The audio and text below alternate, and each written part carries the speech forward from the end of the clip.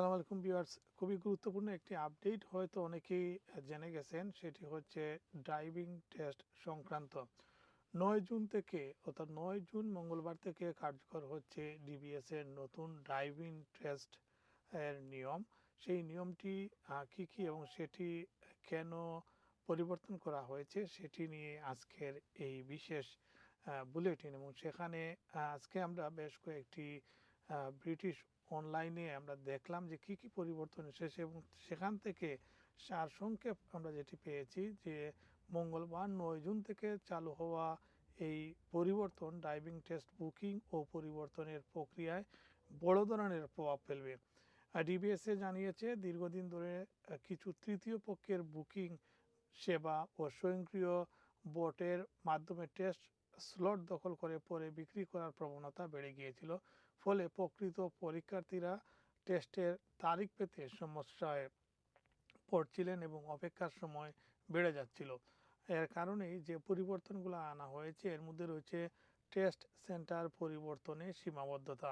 ৯ June থেকে কোনো শিক্ষার্থী তার ড্রাইভিং টেস্টের স্থান পরিবর্তন করতে চাইলে শুধুমাত্র নির্ধারিত টেস্ট সেন্টারের সবচেয়ে নিকটবর্তী 3টি টেস্ট সেন্টারের মধ্যে স্থানান্তর করতে পারবেন। আগে দেশের যে কোনো টেস্ট সেন্টারে সেটি পরিবর্তন করা যেত। বুকিং পরিবর্তনের সুযোগ কমেছে। ৩১শে মার্চ ২০২৬ থেকে একজন শিক্ষার্থী তার ড্রাইভিং টেস্ট বুকিং সর্বোচ্চ 2বার পরিবর্তন করতে পারবেন।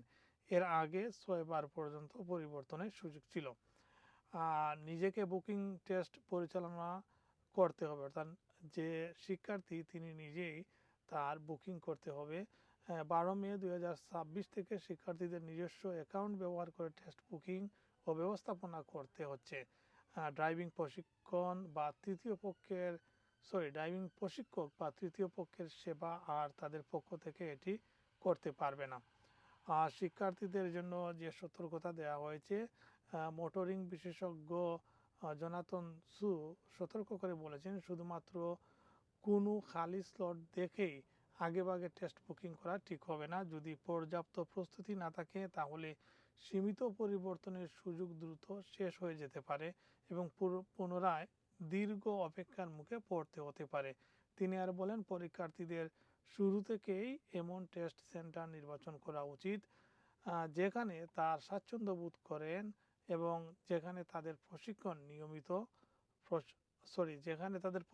নিয়মিত প্রশিক্ষণ দেন। ডিবিএস এর বক্তব্য হচ্ছে এই পদক্ষেপের মূল উদ্দেশ্য হলো শিক্ষার্থীদের তৃতীয় পক্ষের অপব্যবহার থেকে রক্ষা করা, বুকিং প্রক্রিয়াকে আরও ন্যায্য করা, অতিরিক্ত দামে টেস্ট স্লট বিক্রি প্রবণতা বন্ধ করা।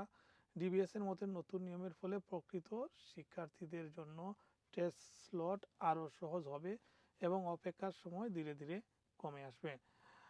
আশা রাখি আপনারা এই গুরুত্বপূর্ণ আপডেটটি মনে থাকবে, বিশেষ করে যারা নতুন ড্রাইভিং টেস্ট দিবেন। ধন্যবাদ সবাইকে।